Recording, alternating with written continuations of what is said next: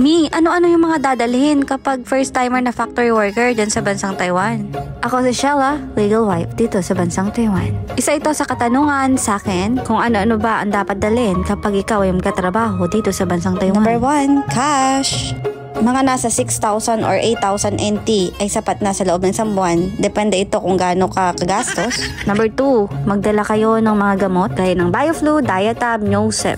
Tigdalawang banig ng gamot ay sapat na. Kapag naman nalabas ng health card nyo, ay magagamit nyo ito sa mga clinic and hospital. May kasama na din itong gamot, kaya hindi nyo na kailangan magdala ng maraming gamot. Magdala din kayo ng pabango natin, yung Haplas. Nandiyan ng Katingko, Epicacent Oil. Yan kasi ang pabango ko sa ngayon. Magdala na rin kayo ng essentials. Nandiyan na yung sabon, toothpaste, toothbrush, shampoo, at conditioner. Siyempre, kailangan nyo na ng beauty care. Kung yung mga beauty product nyo dyan, dalhin nyo na rin. Sa mga damit naman, advice ko sa mga kababaihan, mas prepared kung magdala na lang kayo ng leggings. 4 o 6 ay sapat na. T-shirt, or saan kayo komportabling damit. Sa pang-OOTD mo naman, magdala ka na lang ng 3 or 2 pang-OOTD kasi marami ditong shop, online shop, or boutique na pwede mong pagbilhan ng mga OOTD gamit. Isang pair ng sapatos at isang pair ng tsinelas. Magdala ka na rin ng pantulog mo or pangbahay mo. Matik, kailangan magdala syempre ng underwear, understood nyo na yun. Kung winter naman, ikaw makakarating dito, magdala ka ng 2 jacket. Sa mga goods naman, pwede kayo magdala ng sardinas at noodles. Paalala, bawal ang karne dito sa Taiwan.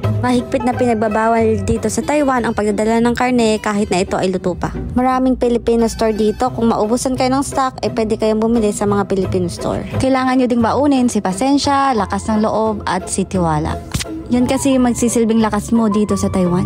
Tandaan, lumayo tayo sa ating pamilya para ma-provide yung mga pangangailangan nila at para sa kanilang magandang kinabukasan.